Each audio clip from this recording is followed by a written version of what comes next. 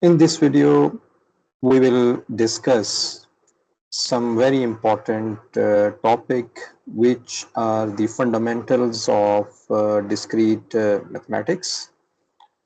The first topic that we will talk about is proposition. So we understand what is proposition. And the next thing is we will discuss very briefly what is propositional logic. And then we discuss atomic proposition, and next we have negation of a proposition, and finally I will discuss what are connectors. Let me just start with some example over here. Suppose we write every student knows discrete math.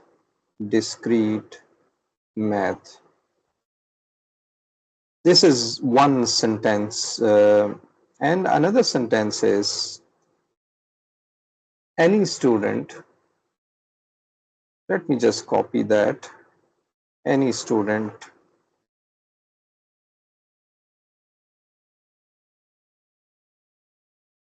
so any student, I just raise that and write any student. So these are two sentences. Although we casually, when we talk about with each other, we don't care much about words, but words are very important. Here, all this, the part of this sentence is same in both cases, but the first word in both these sentences is different. So we will discuss such things in this video and the next video as well, upcoming videos as well. So we can understand every mean every student, and any means some of the student knows discrete mathematics. So this was just a example, motivational example to understand the logic behind that. Every subject contains some fundamentals to understand the subject. So the first thing is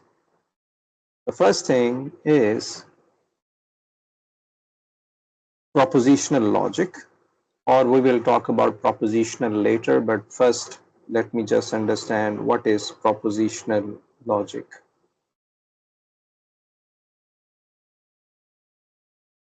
Propositional logic. As you know that rate of change, if there is any rate of change, we study this in calculus. We study rate of change in calculus, especially in differential calculus. Similarly, when we have a logic, then we study such thing in propositional logic. From that knowledge, we can distinguish between valid arguments or invalid arguments. So propositional logic gives precise meaning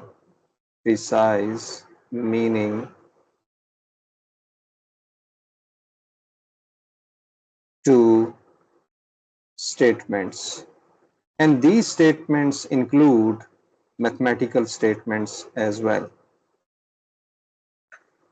So we will talk about logic separately, or maybe the logic just gives you the accuracy of statement, and proposition, we will talk about that later on. But let me just give you some application of logic. Application of logic, where we can use the concept of logic in different areas. The first thing is the design of the design the design of computer circuit computer circuits. And you understand that the computer usually made up of different logics, and even the houses contain some logical circuits at home. Similarly, we can also use logic in computer program, and mostly we are talking about computer science, the application of logic in computer programs, but it can be used in mathematics as well as in our daily life. For example, two lawyers, when they talk about for correctness of their arguments, they talk about logic, so on. So there are many other things that we can discuss, that the applications of logic. Now, the first thing, the next thing is that what is proposition? Now, the next question is, what is proposition? If you do not understand propositions now, then probably it would be difficult for you to understand the discrete mathematics. So the proposition is something which is a fact, or it is a declarative sentence. A proposition is a fact.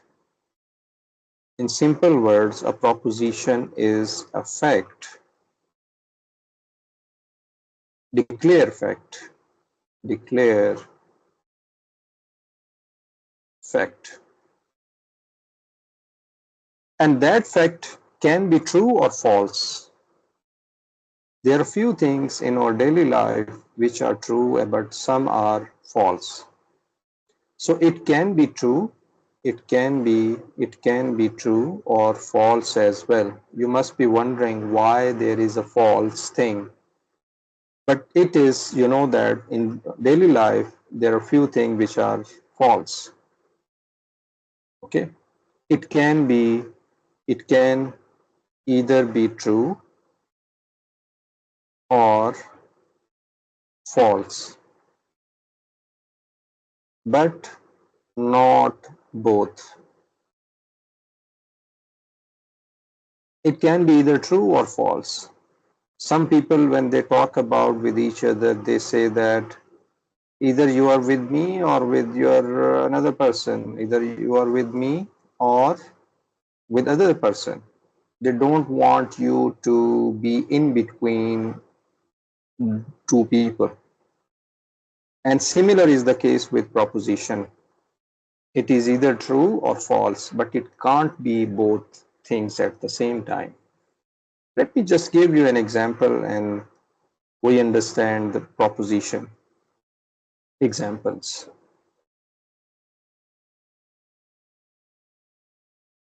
The first example is if I talk about Islamabad. Islamabad is a capital of Pakistan. Pakistan. So this statement is true. Now, the next example is 1 plus 1 is equal to 2. So you say that this is true. This is a proposition. The first one is proposition. The second one is a proposition as well. Third, 2 plus 2 is equal to 3. This is a proposition, although this is false proposition. This is false. So the statement is either true or false. Okay. Next, 4, it is raining. It is raining today. It is a fact. So this is a proposition. Now, Socrates. Socrates is a person that who actually invented logic during Greek philosophy. Socrates was a human. Is this a fact? Socrates was a human. Yes, it is true. This is proposition. It is true. It it is raining today might be true or might be false. If it is raining, then it is true. Otherwise, if it is not raining, then it is false. It cannot be in between. I mean, so it depends. True or false, true or false. If it is raining, then it is true. Otherwise, if it is not raining, now that is false. Now, these were all the propositions, examples of proposition. Now, you must be wondering what are not proposition. You must be thinking that there can be every sentence is a proposition. But let me just give you an example of not example of example no propositions. Or what should I say that examples of no propositions, non-examples. So the first thing is, what time is it? The first example, which is not proposition, is what time is it? What do you think? Is it a proposition? Is it a false or is it a true?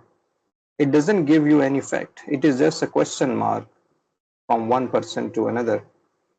So this is not a proposition. Not a proposition. I will write all the examples which are not proposition. Now, for example, I say read this carefully. Read this carefully. Now, this is not a proposition since it is just ordering or requesting someone to read some book or something like that. Now, this is the third one is very interesting example. X plus 1 is equal to 2. Now, this is not a proposition. What is the reason it is not a proposition? Let me just explain this for you since most of the students don't understand why this is not a proposition. We declare that the proposition is something that is either true or it is a false, but it cannot be false or true at the same time. Suppose that x is equal to 1, then we have 1 plus 1 is equal to 2. Now you can see that it is true. When x is equal to 3, then 3 plus 1 is equal to 2, then it is a false. So it means that for some values of x it is true, but other values of x it is false. So this statement can be true or can be false for different values of x. That's why it is not a proposition. Proposition is something that remains true for all the values, or it remains true for anything.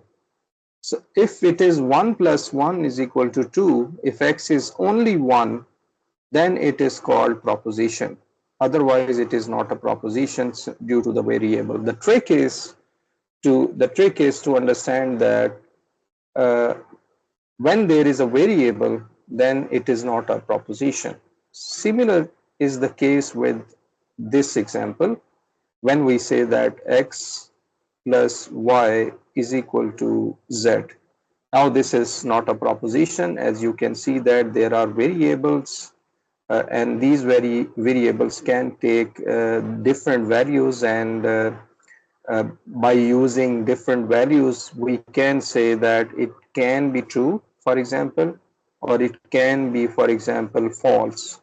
So this statement can be true and can be false. Anything that can be true and can be false is not a proposition, since it creates a confusion. If you say that it can be true and it can be false, it doesn't make sense in our daily life. Okay. So these were the examples of proposition and not propositions. Okay.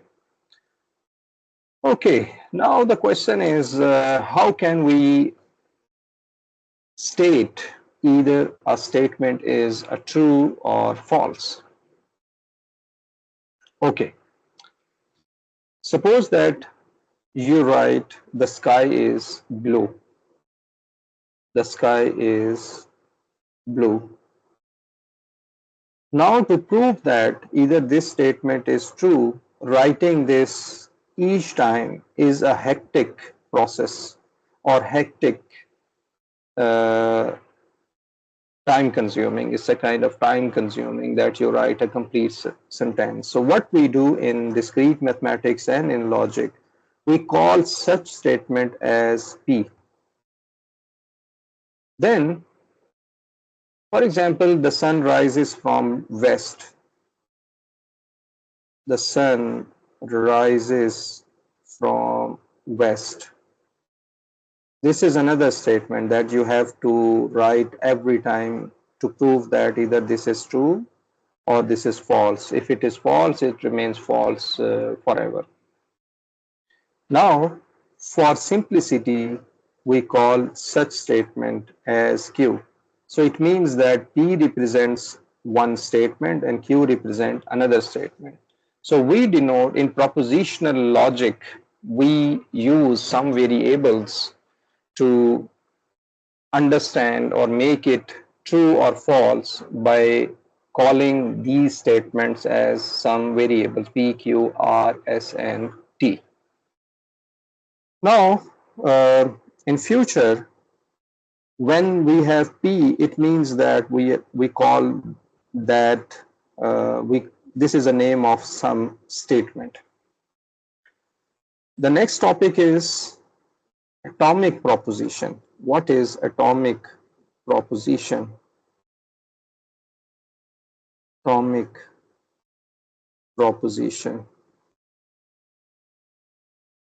So you know that the material is made up of some atoms. The fundamental thing in material is the atoms. In physics, some people call it, some people actually discuss about quarks and color and everything. So, but we will not go into that detail since this is a topic of physics subject. So atom is something where you create whole material from that thing.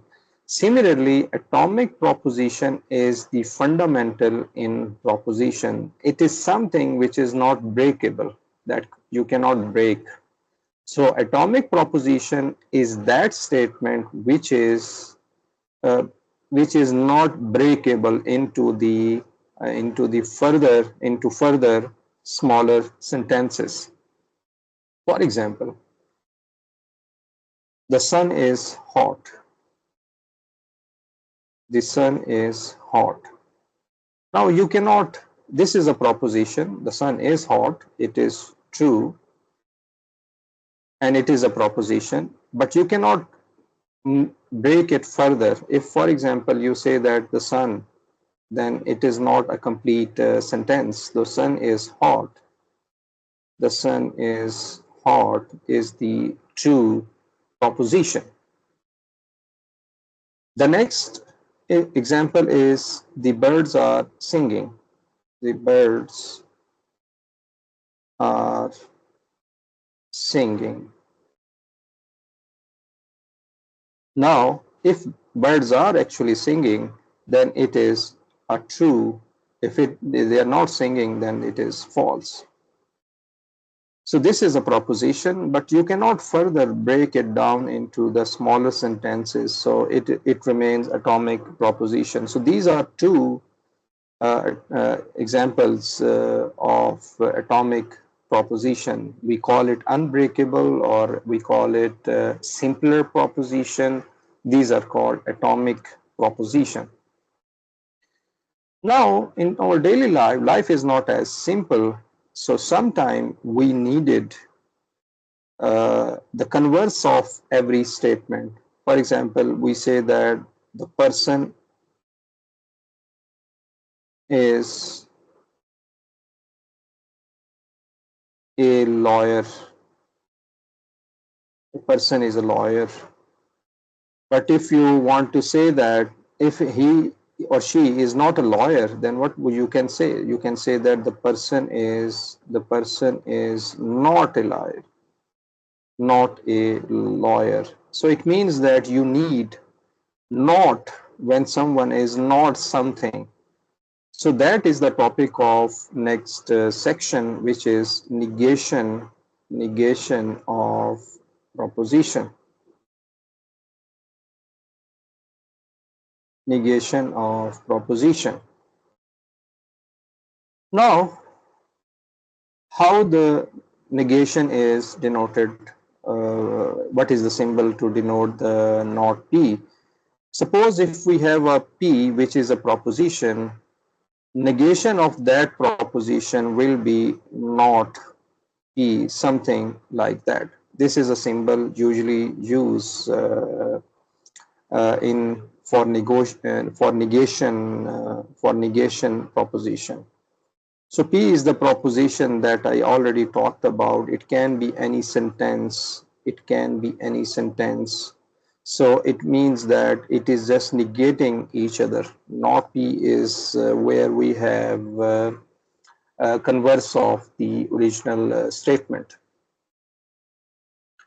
Okay, so not P is the um converse statement, and the symbol is something like that. It is similar to, you can write 7, for example. So we talk about some example over here. If we say that examples, today is Friday. Example, today is Friday. Then this is a proposition. This is atomic proposition as well. If you're asked to find the negation of this proposition, so negation, if it is not Friday, maybe it is Saturday, then how can you write the negation of that? Today is not, today is not a Friday. Today is not Friday. Today is not Friday. If it is P, then this is not P. This is not P. So that's how you write the negation of any proposition.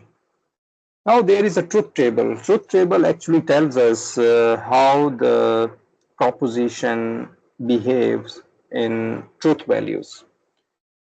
So the truth table of negation of proposition.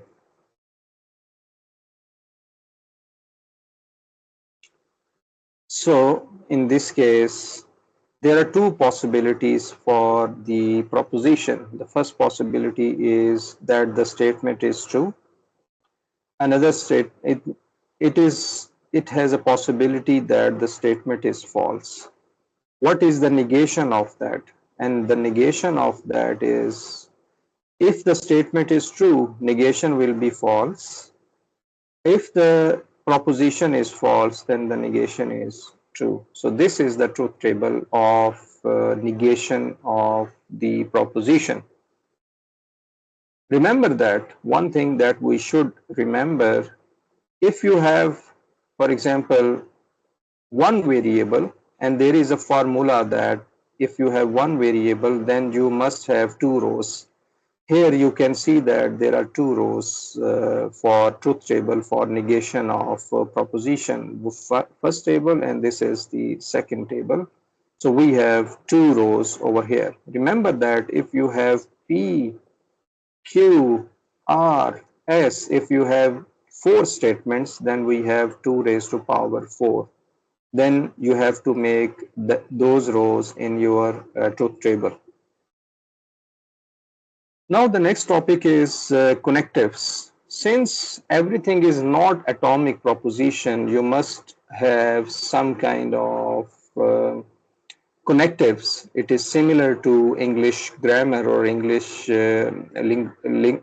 language, that you want to convey your message with connectors in different sentences. So we talk about connectives. We talk about connectives. So there are actually five logical connectives. The first connective is negation. The first connective is negation. And we already know that this has a symbol like this. For example, if one statement is true, then the not P is false. Then next we have conjunction. It is conjunction. In conjunction, what we have, we want to connect two sentences by and. This is and the symbol for that is this symbol over here. In mathematics, we called it lambda, or some people call it omega. The next one is, for example, 1, 2, and 3. The third one is disjunction. Disjunction. Disjunction. Disjunction is for or, and it is written like this. Implication. The fourth one is implication. Implication. As it appears from its name, that implies something. So we have if and we have then. If and then, and the symbol for that is this right arrow over here. And we will talk about all these conjunction, disjunction, and implication in the next video. Number 5, we have biconditional. Biconditional. Biconditional is something which has if and only if as in English, if and only if, and then we have a symbol for that which is two-way arrow. It is if and only if. So we already talked about negation. In the next videos, we will discuss conjunction, disjunction, implication, and bicondition. Thank you for watching.